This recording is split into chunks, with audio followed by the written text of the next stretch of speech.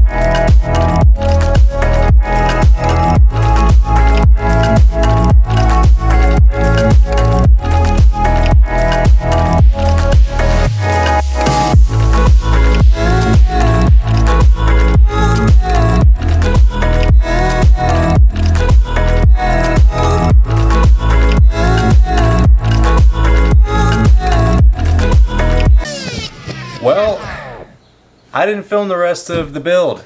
I think I was just too excited when I got home and I just put the PC together.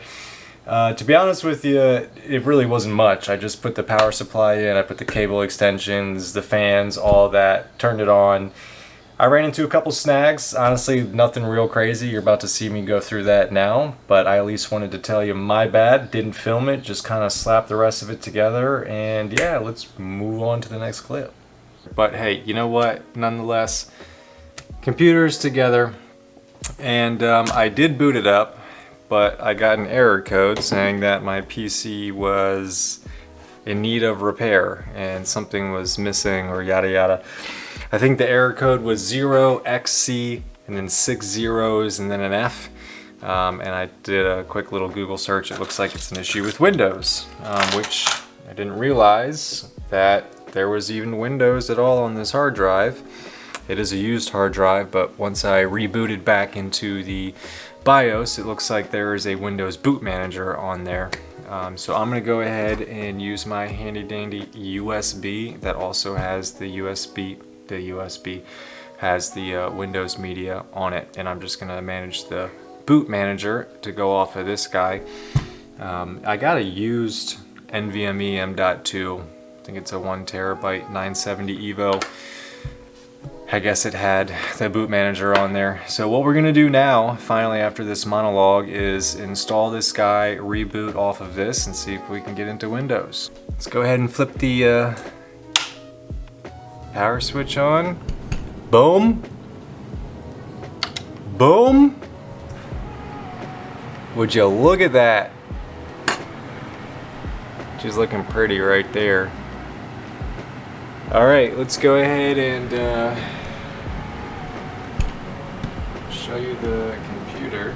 All right, let's see how well I can do this here. Option, went into the boot, and we're gonna go ahead and option 1, USB disk. Yeah. And we're gonna go ahead and just exit, save changes. You haven't made any changes, what the I should have. Okay, well that's, yeah, boot option 1 should be the USB disk. Okay, save changes, whatever, I think I did.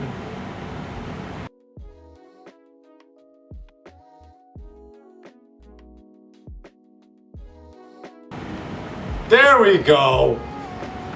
Come on. Start up. Start up. There we go! Typed in the product key for Windows and it started installing, went to custom mode, and then apparently I can't download it on my driver. Or not my driver, I can't download it on my M.2 because it's not configured appropriately. So I am back in the BIOS. I had to go to boot, and I am boot from storage device. I had to change this from legacy only to UEFI driver first. All right, so we're gonna do that, and if Windows runs and does everything it needs to, then I will show you that. If I run into another problem, I'll let you know what that problem is. All right. Long story short, that did not work. I had to go and change all of them to UEFI, and then now it's letting me download on partition 3. So yeah, the BIOS screen where I showed you to change to UEFI, change it all, and the top one to not legacy and UEFI, but just UEFI.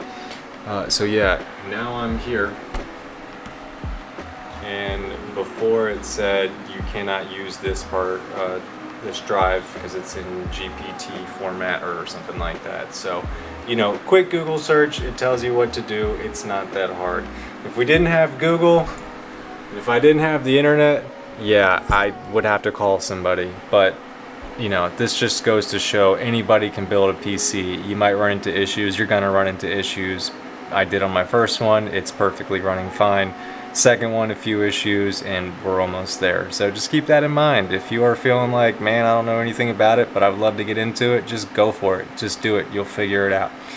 All right, I'm gonna finish this up. Hopefully, we're gonna run a benchmark next.